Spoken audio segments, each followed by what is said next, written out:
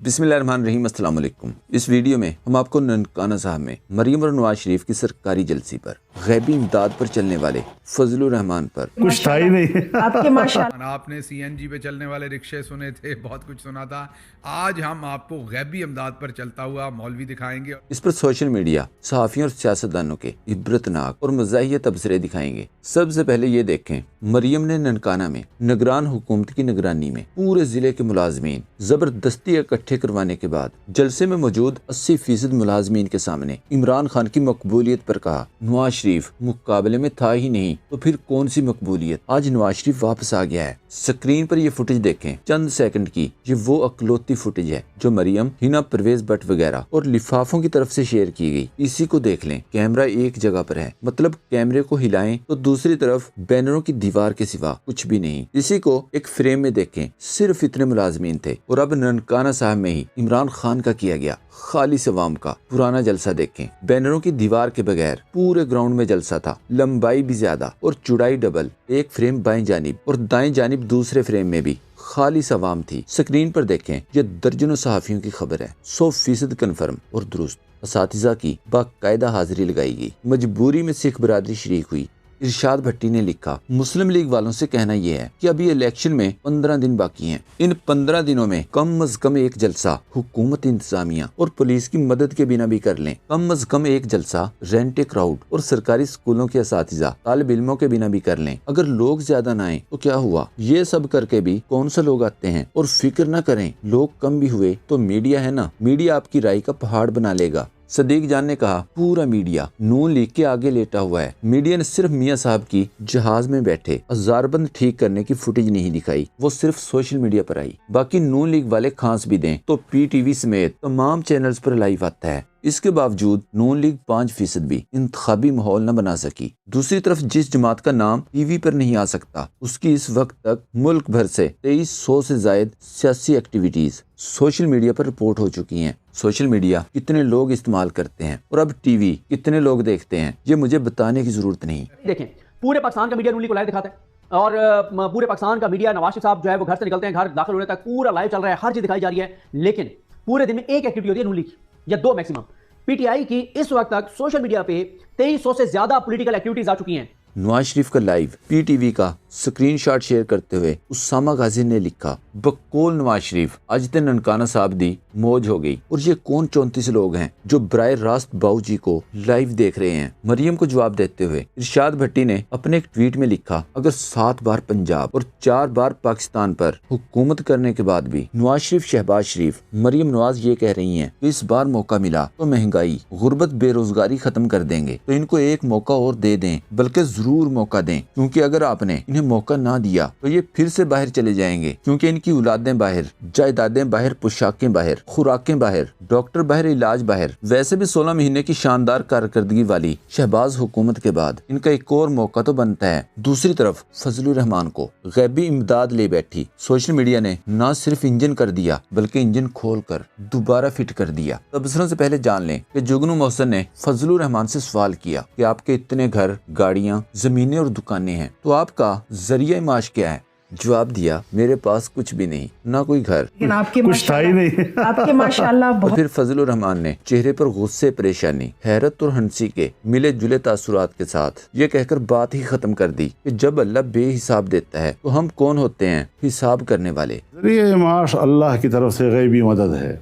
अच्छा, याद रहे, हामिद मीर ने यही सवाल इस्लामाबाद में फजलुर रहमान के महलनुमा घर के बारे में भी किया था। फजलुर रहमान ने उस वक्त जो जवाब दिया था वो ये था कि ये घर मुझे मेरे दोस्तों ने लेकर दिया। दोस्तों का खरीदा हुआ मकान है कि आप छत तो होनी चाहिए। अच्छा, फजलुर रहमान की गैबी इमदाद पर जुनेद सलीम ने लिखा, आपका जरिया माश क्या है। मौलाना का जवाब सुनने की बजाय सिर्फ इनकी खूबसूरत शिकायत पर तवज्जो फरमाइए। मजीद कहा, सिर्फ इनकी खूबसूरत मुस्कुराहट पर तवज्जो दें। कुछ था ही नहीं आपके माशाअल्लाह बहुत से घर। आपने सीएनजी पे चलने वाले रिक्शे सुने थे, बहुत कुछ सुना था। आज हम आपको गैबी इमदाद पर चलता हुआ मौलवी दिखाएंगे और वो भी मौलवी फजलुर रहमान। आप खुद सोचेंगे कि इतना बड़ा और इतना देव कामत जो है वो मौलवी कैसे चल सकता है गैबी इमदाद के ऊपर। साफी अकरम राय ने लिखा, जुगनू मोहसिन ने फजलुर रहमान के रूबरू इनका डायलॉग दोहरा कर और मौलाना से तस्दीक करवा چھپوا کر تاریخ کے اوراق میں ہمیشہ کے لیے محفوظ کر دیا۔ ایک سوشل میڈیا صارف نے لکھا، ایک بندے نے مسجد سے